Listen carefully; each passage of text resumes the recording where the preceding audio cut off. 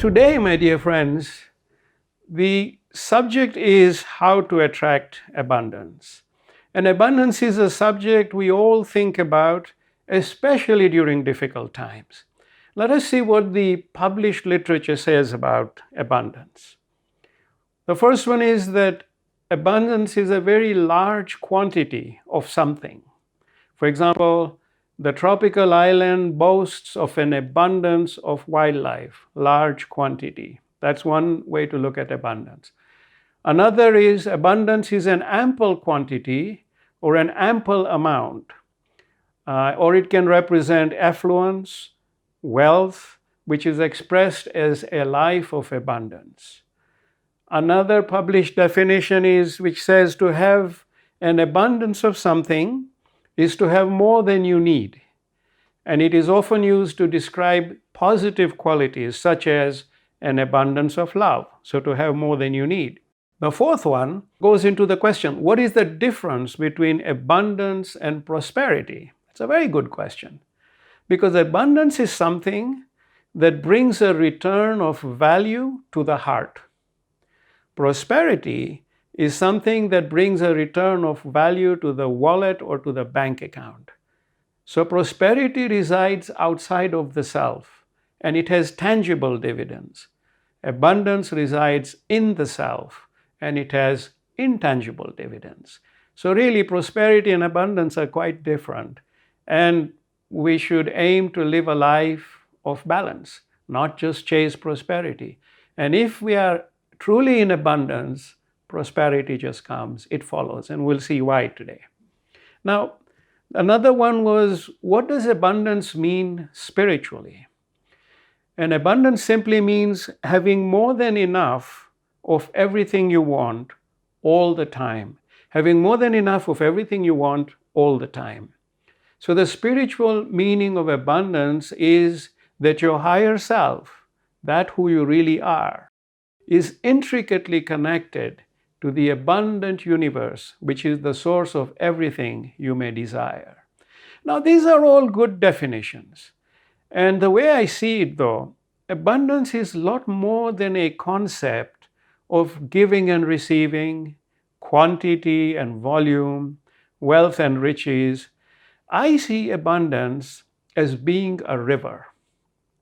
When I close my eyes and I think of abundance, I see a beautiful river flowing freely with crystal clear water. Close your eyes, take a moment and see this beautiful river flowing with crystal clear water. And the river has banks, which are lush with greenery and nourishment that comes from the flowing waters. So visualize this flowing river, beautiful, graceful, with banks, with lush greenery, which come from the water.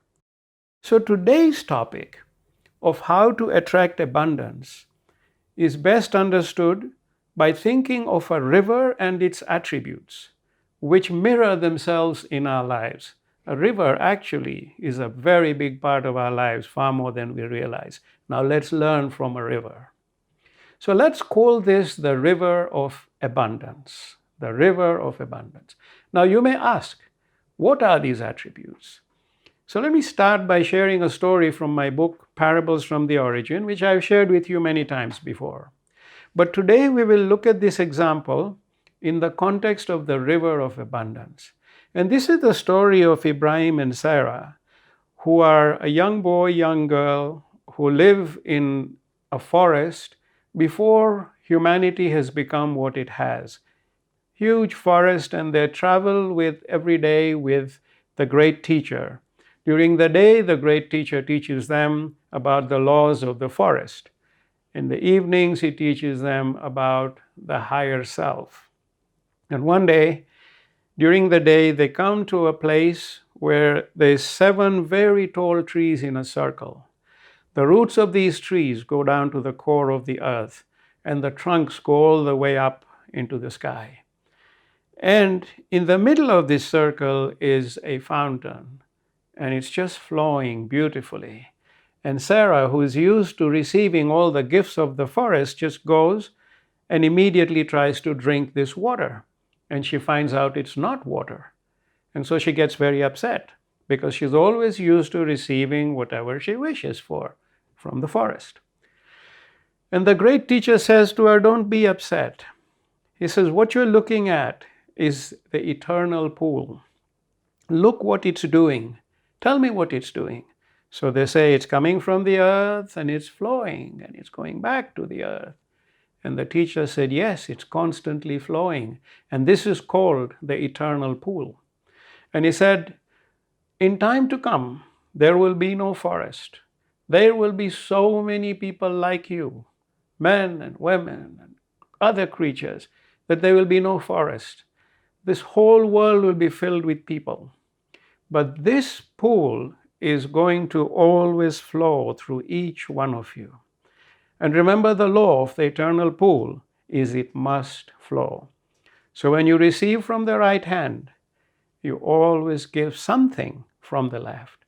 And giving doesn't mean taking 100% and giving 100%, or giving does not mean taking only wealth and sharing it. Giving is of all forms. I mean, why do so many religions in this world and faiths talk about tithe and giving charity? Why do so many social institutions have the concept of charity? You're not doing anybody any favors when you give, because you are maintaining both your arms open, your hands open. You are part of the flow of the eternal pool. So by giving charity, you're doing yourself a favor. By paying your tithe or helping, you're doing yourself a favor. And as I said, it doesn't have to be monetary. If you're a doctor, help someone in need who cannot afford it. If you're a lawyer, give some advice for free. If you have nothing to give of a material nature or advice, give a simple smile. When someone is down and out and weary, smile so that you bring light back into their hearts. That too is giving. So the law of the eternal pool is it must flow. And the day you find that nothing works in your life, ask yourself, are both my hands open? And quite often you're going to find that one of your hands is closed, the flow of the eternal pool has stopped. You open it and everything will start to work again. So the law of the eternal pool is it must flow. And the law of the river of abundance is the same. It must flow always. And to attract abundance, we must become its flow. We must become the flow of the river of abundance. Not just think of the flow, but actually live our lives by being the flow itself. This is very important because we can think and talk of the flow, but live your life by being the flow itself. And today we're going to explore how. Because this is where a mindset of giving is one of the keys to abundance. Conscious giving, which develops into an instinct of giving. So you go from conscious giving to creating an instinct of giving. When we become the flow, we have the instinct of giving. Ask yourself the question, am I a conscious giver? If the answer is yes, excellent. Now ask yourself, am I a giver by instinct? Which means, do I choose to give automatically? Is giving my first thought and option in a given situation? This one is more difficult to answer yes. Especially in today's world, where there is so much deception, it behooves us all to be discerning. And yet, to become the flow, we have to reach that level of being an instinctive giver. Now let me add a caveat here. An instinctive giver is not a blind or naive giver. No. An instinctive giver is one whose automatic response to a need is to want to give. Then comes the wisdom part. Like the Holy Prophet Muhammad said, trust in God, but tie your camel. So wisdom and discernment will help you decide if your wanting to give should manifest into the action of giving. And if you elect to give, then your strength of flow in your river of abundance starts to grow. And with time, you even become protected, because you will become almost invisible or less accessible to the charlatans and the deceivers. They won't come your way. And my dear friends, becoming an instinctive giver is a great stage to reach. And today we will learn more about how to reach this goal by following the laws of the river of abundance, and there are 7. And when you reach this stage, you will have reached abundance at a deeply spiritual level. So to summarize the steps of the first law of the river of abundance is be a giver in proportions that can be accommodated by your resources, time availability, etc. These are practical issues. Second, grow into an instinctive giver, where wanting to give or help becomes your automatic response to a need. Next, go through wisdom and discernment. Go through that step to protect yourself and make the best decisions. And finally, do this often enough and you will gain that umbrella of protection, where you will learn to discern less and less, because the recipients who come your way will be the ones who are truly inspired to be on your path. And as I said, you will become invisible to the charlatans and deceivers. Now remember, to give, there must be someone there to receive. And a young lady, a dear friend of ours, shared an example with me once where her father used to be very tight with his money, very stingy. And he lived all his life that way, never gave anything to anyone. And then at close to the time when he was about to pass on, he realized this and he decided he wants to start giving. So he talked to her and she said, let's go to the temple. And they went to the temple. This was in India, and normally at the temple there are a lot of beggars and people there wanting to receive. There wasn't a single beggar or person there to take what he had to give. So when you stop giving like this man and you tighten up, you build a dam, and the dam cuts you from the flow. And even your banks begin to dry up. It stagnates. When a river behind a dam, it dies, it stagnates, and it cannot nourish anything. It starts going septic and smells. And therefore, if it cannot nourish anything, it's not going to give. And hence, when this man decided to give, there was no one along the banks of his river to receive it. This is how the river of abundance works. And the more it flows, the more it receives and gives. So we have covered the first fundamental step of attracting abundance, which is become an instinctive giver and become the flow. This is the first law. Then we come to the second law of abundance. And this second law of the river of abundance is gratitude. Gratitude first comes from the level of mind. Gratitude is one of the most powerful forces or energies in the universe. It first comes from the level of the mind. And when it is invoked often enough, it rises to the level of the soul. And gratitude in itself is an invocation. It is not just words to make others feel good. It is an invocation to the Creator, the provider of all, to express true appreciation of the fact that you have recognized the source of everything you have received. When you offer gratitude, you have recognized that the source of everything you have received is your Creator, and that's when gratitude gets invoked from within.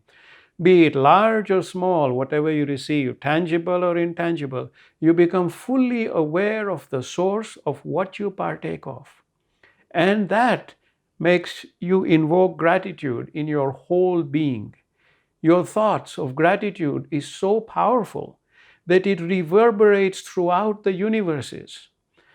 And it initiates flow of abundance everywhere, even in the lives of people you may never meet. My dear friends, this recognition of the source of all you receive comes from a conscious awareness of the presence of your Creator in every moment of your existence. Whatever you believe your Creator to be, from a religious or scientific point of view, that is fine. But most importantly, this awareness and recognition will take you to the level where you begin to invoke gratitude from the soul. This invocation flows to the highest levels of your being and the beings of everyone else in this world and in the universes, because after all, we are one and we are oneness. So that's the second law. Then the third law of abundance, of the river of abundance, is humility. Be humble. Be extremely humble in the face of receiving so much intelligence, wealth, and resources. Pride, ego, and vanity, they are like dams. They will cut you off from the flow of the river of abundance. Remember, water always flows from the highest level down to the lowest possible level. That is the essence of humility that the river of abundance shows us. Wherever there is water, you will find it will always flow lower and lower and lower. And it will keep flowing. Even if it starts at the top of a mountain, it will keep flowing down until it reaches the lowest level, which is the ocean infinite. It ends up in the ocean. Therefore, the key in humility is the key to attracting that ability, that power, that presence of abundance. And this humility should become your state of being. It should become our state of being.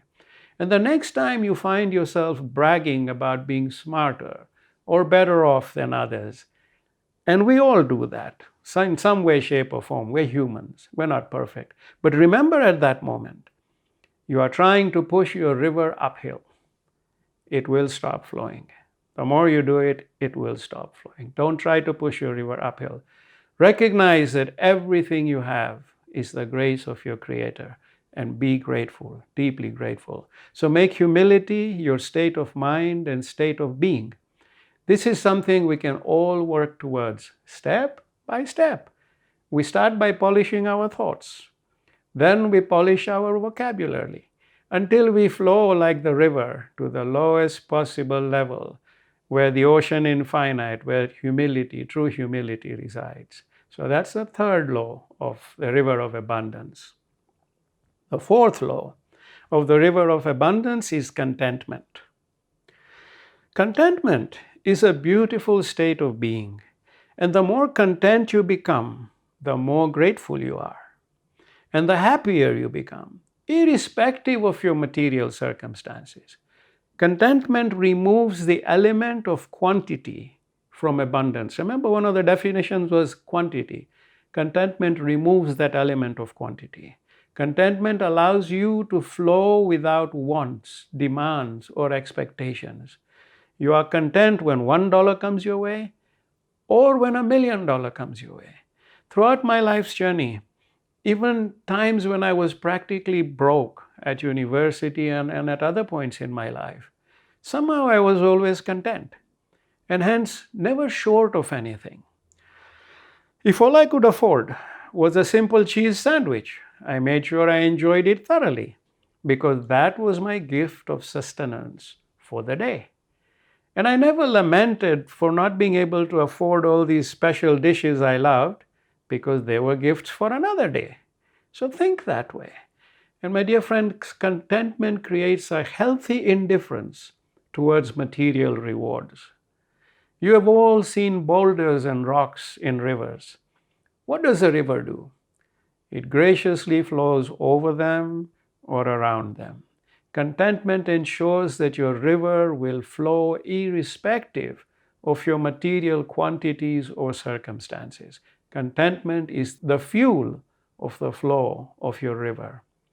So be content always. Recently, one of our neighbors was moving, and they were giving away items from their home. And this man, who had just lost his job, was helping in the move. And while everyone was grabbing the things that were being given for free like vultures, he simply waited his turn quietly and only took from what was left. Even the owner of the house was upset because he really loved this man. and wanted him to have some of the good stuff. But the vultures had taken everything before even the owner of the house could get there where his stuff was being picked up. He had gone out. By the time he got back, everything was gone, and this guy was left with the final pieces. Now, you may say that was not smart because he left with very little. But did he really? Let me show you the other side of the coin and what his contentment and sense of patience had brought to him. When his job was terminated, he had only been with his company for 1 year. So he was only entitled to 1 month of severance pay. However, the way his contract had been processed and written by the HR and legal department, he became entitled by law to 3 months severance because they accidentally placed him in that category where no matter when he was let go, if it's in the first year, he is given 3 months. Now, think, this contract was processed by his HR people a year ago. And at that time, nobody knew of his need. And a year later, in his true time of need, he got 3 months, which is equal to others who had worked for 3 years to get the same amount. So, this man of contentment and patience was given 3 months even to his own surprise and to the chagrin of his colleagues who said this is unfair. That is the power of contentment. His river of abundance was truly flowing with power, a power that even surprised him. And I was observing all this, and I could see the universe at play there.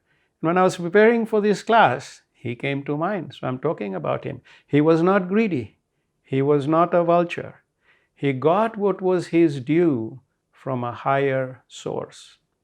In the same vein, people who are greedy, like those vultures, or fearful, like those who won't part with a penny, they build a huge dam in the river of abundance and cut off its flow. They stop its flow. When I grew up in East Africa in the early 60s and 70s, and I remember there were some very wealthy families I knew of, where the grandparents had worked hard and built so much wealth, but never enjoyed their wealth, never enjoyed a penny. They could not even spend a penny on themselves, let alone giving anything to others. They lived very miserly lives and died leaving behind huge fortunes. Their miserly way of living, not sharing or giving anything more than the bare minimum to their workers, who worked hard to make them wealthy, their reluctance to help others, all this caused them to build a big dam in their river of abundance, killing the flow of abundance in their lifetime. And hence they lived like the poorest people on earth, and yet they were so rich. What happened next? Their next generation, with foreign education, the young people, they spent a lot of the tightly guarded wealth, and in many cases very recklessly, depleting everything that the grandparents had left for them. In some cases, the next generation also built on what the grandparents had left for them to new and higher levels. But this generation was generous and truly enjoyed the benefits of their resources. In essence, the next generation broke the dam. And when you break the dam, the river gushes forth. Some of it dies in the floodplains, and some of it continues to flow with new energy. So if ever you are in doubt, ask yourself, what would the river do? And here, some of it died. And those are the kids who recklessly spent everything and ended up broke. And whereas those that flowed with that new energy rose to brand new heights. So always ask yourself, what would the river do? And it will always give you the right answer. So contentment and absence of greed are the fourth law of the river of abundance. Now, please do not misunderstand my example, because I recognize that some of those people from previous generations who lived in a very miserly manner may have done so because of the circumstances they had come from deep poverty. So they may have had their reasons of being the way they were. And we're not judging or being critical of them in any way at all. So please be careful. We're simply using their example in the context of the laws of the river of abundance, simply as an example. So the fifth law, so we finished 4 laws. Now we move to the fifth law. And the fifth law of the river of abundance is freedom of being. This is a very nice one, freedom of being. Freedom of being comes from confidence, a deep sense of confidence in yourself and your Creator. This confidence makes you fearless because you trust 100% in your source, your Creator. You live your life's journey and experience everything you are blessed to experience and leave the rest to your Creator because it's out of your control anyway. But you have that power of faith, knowing that you are always cared for and provided for. So many times I've shared this example with you, that the day you were born, did you know where your first bottle of milk was going to come from? No. All you could do was cry. You could not even speak. You could not do anything. And yet that bottle came. And it comes to you. Nothing has changed today. It comes to all of us. We've just learned to worry about it. So we are all provided for by the universe. And so, with freedom of being and having that deep trust and confidence in your Creator, you start living without so many boundaries and walls, which so many of us get stuck with. These boundaries are self-created from fear, or they are society-created, but they are not healthy. Remember, you came in this world with nothing, and you will leave with nothing. So don't fall in love with temporary material objects. They are truly temporary, and you will leave them behind. I remember when my father passed away, he had a lovely wardrobe of clothes that we had all bought for him, even though he never really cared for any of it. But we have children, love their parents, grandchildren loved him. They all bought him all this nice, cool stuff. And he received these designer clothes with gratitude, but really speaking, they spent more time in his closet than on his being. And after the funeral, family and friends came home, and we offered them the opportunity to take whatever they wanted from my father's wardrobe. And some men who tried the jackets on looked even better than my father did in them. And I said to myself, wow, this jacket was perfectly made for him. Oh, this was perfectly made. And I thought at that time, wow, they've been sitting in the closet, but they really look so good on these people. And these people happily and gratefully took what they wanted. And I was thrilled to see that all those clothes that had sat in his closet were actually going to be worn regularly by at least 20 people, if not more. My father never cared for these material possessions. And when we decluttered the house after the funeral, we actually freed these material gifts, allowing them to flow and bring so much joy to others. So my dear friends, freedom of being also involves not hoarding things and creating pointless clutter in your homes and in your lives. Let go of things you're not going to use or wear. Free up space in your home, free up space in your life. Declutter, because decluttering brings freedom. Decluttering brings freedom. Hoarding things creates shackles. Hoarding things creates shackles. We have to worry about storing them, caring for them, with very little benefit to anyone, so let them go. Let them flow. Why should we pointlessly hoard warm clothes in our closet which we are not wearing, while others out there have to freeze in the bitter cold? Does it make any sense at all? We need to start asking ourselves these questions and encourage others to do so. Of course, if we are using it, it's fine. But so many of us have really good stuff that just sits. And out there, people are suffering in the bitter cold. Why not let it flow to them? Declutter. And my dear friends, with freedom of being, you are confident and clear in your thinking. You believe in yourself.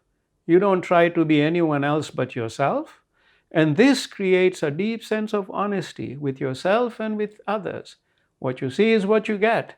Isn't that so liberating? because there is freedom of being. And look at the wave or a ripple in the river. Does it know where it's headed? No. But it flows with great confidence and energy. And that's what we must strive for: freedom of being, confidence and trust, and freedom from all material clutter and shackles. This keeps our river of abundance flowing with power. Which brings me to the sixth law of the river of abundance, which is purity of purpose. Purity of purpose. And I experienced this in my life, and I've shared this example with you, and I'll be very brief. But when I was 16, in Kenya, we had a cholera epidemic, and I saw little children shriveling from cholera, from healthy, nice, plump young kids just going into skeletons in a matter of days. And I remember seeing this and saying to myself, one day in my life, I'm going to do something about this. I'm going to help end water-carried diseases. And then I forgot all about it. But the universe was listening. It was etched in the universe. And I found that even though I tried to get into medicine, I couldn't, and I ended up becoming a chemical engineer. My life flowed in a direction where I became an expert in water, in purification of water. And I remember that 30 years later, when we started up a water system in Vietnam, where people live in communes, and one commune drinks the water and puts their sewage in the river, and the next mile away, the next commune draws that water and drinks from it. So there was a lot of infant mortality and sickness. And when we started up this system, people were filling their bottles and glasses with crystal clear water and dancing. And I asked the mayor, why are they doing this? And he said, for years we have prayed that somebody will bring us water that is clear, clean, and not the color of the coffee you are drinking, so that we could drink and bathe in clean water. And today it has happened. And that actually, at that point, I froze, because I said, oh my God, this has really happened. That thought at the age 16, which I had completely forgot about, here I was, it had manifested. The abundance, the river of abundance flowed and made sure that I always had access to people, knowledge, resources to be able to deliver on that purpose. So in terms of the river, purity of purpose determines how steep the ground becomes over which the river flows. The steeper the ground, the faster the flow, the greater the power. Purity of purpose adds steepness to your river of abundance. So be conscious of your purpose. Set goals and foundations of purity rather than selfishness, and make your river flow with greater power each day. Because if you set your goals, your purpose is pure, abundance will come to you. Prosperity will come to you, but that's not your focus. Purity of purpose is. And in my life, it happened unknowingly. It was literally a thought of a 16-year-old kid in Kenya, manifested into people in Vietnam getting clean drinking water.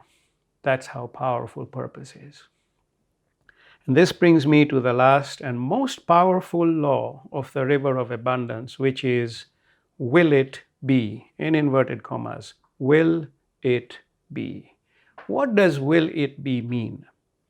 A young lady who is very dear to me and a member of our family demonstrated the river of abundance in a very beautiful way. She's highly creative, and she designed her wedding dress by herself and had it tailored exactly the way she wanted, and she spent a lot of money of her savings on it, but she looked absolutely stunning on her wedding day, and her dress just flowed with her being. She was glowing, she was radiating. So intricate, so complex, yet so fluid. And after she and her husband returned from their honeymoon, she gave away her wedding dress first thing to a friend who was going to get married, with the understanding that this dress was to be passed on after the wedding to the next bride who needed it. And I asked her how she felt about giving up something she had worked so hard for and spent so much of her money on. And wouldn't she want to keep the dress as a memory of her special day? And you know what she said? She said, this dress is not beautiful in a closet. It is only beautiful when worn by a bride, giving her true happiness, which everyone can share. So this dress is not beautiful in the closet. It is only beautiful when worn by a bride, giving her true happiness, which everyone can share. Now that, my dear friends, is true abundance. This young lady lives in oneness. And I watch her, and she's always abundant, never short of anything. Sometimes she does things which make little sense, but you can just see that river of abundance that she is in. She is oneness. In so many ways, I've also followed my heart throughout my journey when it comes to material possessions, so I could identify with her. I mean, on a trip from Dubai to Spain, many years ago, I saw this beautiful watch in duty free, which I had been wanting to buy for a while, but it was quite expensive. So I said, when there's a special occasion or I'm ready, I'll buy it. And on this there was a special occasion, and I decided I would treat myself to this watch. And we get to Spain, and Karima and I are sitting with a couple who are very dear friends of ours, and we're having coffee, and the husband, who's also very dear and lives in my heart, he sees my watch, and he's also a watch enthusiast like me. So he tries my watch on. And my watch looked spectacular on his hand, far better than it did on mine. So I said to him, don't take it off. I can't take it back. This watch is yours, and it belongs on your hand. And it gave me so much joy to see him look so good. And every time I see it on his hand, years later, he still values and treasures that watch as a gift from his best friend. I see it and I always smile. That is abundance, my dear friends. When you see beyond yourself and actually live in oneness with others, their hand is your hand, their joy is your joy. And this indicates that giving doesn't only occur when there is a need. My friend didn't need the watch. He had watches. But I had to give it to him because it looked better on him than on me, and it felt right from my heart and soul that he should have it. This is how abundance manifests. So don't get attached to material things. Let them flow to where they best belong. Remember, not everything you love or receive is made for you. Sometimes it flows through you to where it truly belongs. So be that instrument, and you will always have abundance in your heart and in your life. You will experience more happiness than any material object could ever give you. This brings us to the highest level of abundance, which is, will it be? When you live consciously with the 7 laws we've just shared today, you become the river of abundance. This is where your material resources can carry you higher and higher in your spiritual journey. Your material resources can actually become the vehicles to take you higher in your spiritual journey because you become oneness. You rise to great and sacred heights when you see things as oneness, you share and you give of yourself, of your resources in that oneness. You rise as a soul because in oneness, you live with complete awareness of your Creator. You not only live in the being of your Creator like we all do, you flow with His energy and His power of will. When it comes to His power of will, all He says is be, and it is.